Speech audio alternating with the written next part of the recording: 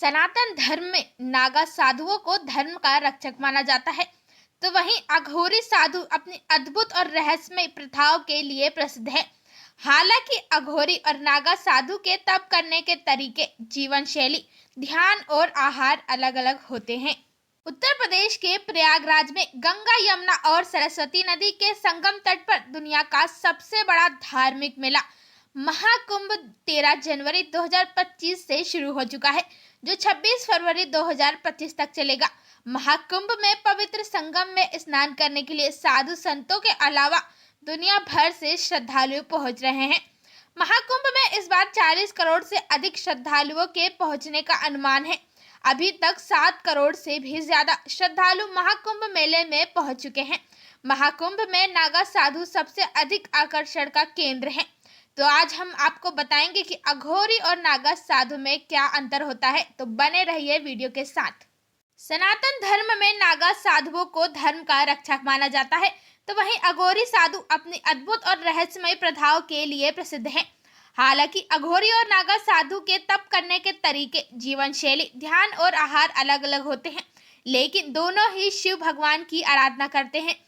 नागा साधुओं और अघोरी बाबाओं को 12 वर्षों की कठोर तपस्या करनी पड़ती है। अघोरी शमशान में साधना करते हैं और कई साल वहीं बिताते हैं। साधु संतों में नागा साधुओं की चर्चा जरूर होती है। नागा साधु कपड़े नहीं धारण करते हैं। वे कड़ाके की ठंड में भी नग्न अवस्था में ही रहते हैं। वे शरीर पर धूनी या भस्म लगाकर रहते हैं। नागा सन्यासी पूरा जीवन नग्न अवस्था में ही रहते हैं। वे अपने आप को भगवान का दूत मानते हैं। नागा साधुओं को धर्म की रक्षा करना है और शास्त्रों के ज्ञान में निपुण होना मुख्य उद्देश्य है। नागा साधु अखाड़ों से जुड़े होते हैं। वे धर्म का प्रचार करते हैं। नागा साधुओं को कठोर तपस्या और शारीरिक शक्ति के लिए भी जाना जाता है। नागा साधु अपने शरीर पर हवन की भभूत भी लगाते हैं। नागा सन्यासी बनने की प्रक्रिया बहुत लंबी और कठिन मानी जाती है। अखाड़ों द्वारा नागा सन्यासी बनाया जाता है। आदि गुरु शंकराचार्य ने 8वीं शताब्दी में सनातन धर्म की रक्षा के लिए अखाड़ों की स्थापना की थी। भारत में मुख्य रूप से कुल 13 अखाड़े हैं। हर अखाड़े की अपनी मान्यता और परंपरा होती है और उसी के अनुसार नागा साधुओं को दीक्षा दी जाती है। कई अखाड़ों में नागा साधु को भुट्टो के नाम से भी बुलाया जाता है। अखाड़े में शामिल होने के बाद इनको गुरु सेवा के साथ सभी छोटे काम करने के लिए दिए जाते हैं। नागा साधुओं का जीवन बेहद ही जटिल होता है। बताया जाता है कि किसी भी इंसान को नागा साधु बनने में 12 साल का लंबा समय लगता है। नागा साधु बनने के बाद वे गांव या शहर की भीड़-भाड़ भरी जिंदगी को त्याग देते हैं और रहने के लिए पहाड़ों पर, जंगलों में चले जाते हैं। उनका ठिकाना उस जगह पर होता है जहां कोई भी नहीं आता जाता हो। अखाड़ों में नागा साधुओं को अनुशासन और संगठित जीवन जीने की शिक्षा दी जाती है। नागा साधु बनने की प्रक्रिया में 6 साल बेहद महत्वपूर्ण होता है। इस दौरान वे नागा साधु बनने के लिए जरूरी जानकारी हासिल करते हैं। इस अवधि में वे सिर्फ लंगोट पहनते हैं। वे कुंभ मेले में प्रण लेते हैं, जिसके बाद लंगोट का भी त्याग देते हैं और पूरा जीवन कपड़ा धारण नहीं करते। सबसे खास बात यह है कि वे बिस्तर पर भी नहीं सोते हैं। नागा साधु बनने की प्रक्रिया की शुरुआत में सबसे पहले ब्रह्मचार्य की शिक्षा लेनी होती है। इसमें सफलता प्राप्त करने के बाद महापुरुष दीक्षा दी जाती है।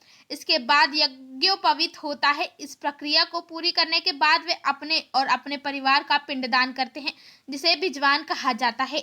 नागा साधुओं को एक दिन में सिर्फ 7 घरों से भिक्षा मांगने की इजाजत होती है। अगर उनको इन घरों में भिक्षा नहीं मिलती तो उनको भूखा ही रहना पड़ता है। नागा सन्यासी दिन में सिर्फ एक बार ही भोजन करते हैं। नागा साधु हमेशा नग्न अवस्था में ही रहते हैं और युद्ध कला में पारंगत होते हैं। ये अलग अलग अखाड़ों में रहते हैं। जूना अखाड़े में सबसे ज्यादा नागा सन्यासी रहते हैं। बताया जाता है कि नागा साधुओं के पास रहस्यमय शक्तियां होती है। वे कठोर तपस्या करने के बाद इन शक्तियों को हासिल करते हैं, लेकिन कहा जाता है कि वे कभी भी अपनी इन शक्तियों का गलत इस्तेमाल नहीं करते हैं। वे अपनी शक्तियों से लोगों की समस्याओं का समाधान करते हैं। हिंदू धर्म में किसी भी इंसान की मौत के बाद उसके मृत शरीर को जलाने की मान्यता है, जो सदियों से चली आ रही है। लेकिन नागा साधुओं के शव को नहीं जलाया जाता है। नागा सन्यासियों को मृत्यु के बाद भू समाधि देकर अंतिम संस्कार किया जाता है। नागा साधुओं को सिद्ध योग की मुद्रा में बैठाकर भू समाधि दी जाती है। आइए अब देखते हैं कि अघोरी साधु कौन होते हैं। अघोरी साधु को उनकी अद्भुत और रहस्यमय प्रथाओं के लिए जाना जाता है। मानव खोपड़ी अघोरी साधुओं की खास निशानी होती है। अघोरी शब्द का मतलब संस्कृत में उजाले की ओर होता है। माना जाता है कि अघोरी साधु भगवान शिव के अनन्य भक्त होते हैं। वे अपने साथ मानव खोपड़ी रखते हैं जो उनकी भक्ति का प्रतीक है। बताया जाता है कि मानव खोपड़ी में ही वे खाना खाते हैं। भगवान दत्तात्रेय को अघोरी साधु का गुरु माना जाता है। भगवान दत्तात्रेय को भगवान शिव, विष्णु और ब्रह्मा का अवतार भी कहा जाता है। तो दोस्तों, आज के लिए बस इतना ही। मिलते हैं अगले वीडियो में। तब तक के लिए वीडियो को लाइक करें और हमारे चैनल को सब्सक्राइब करें।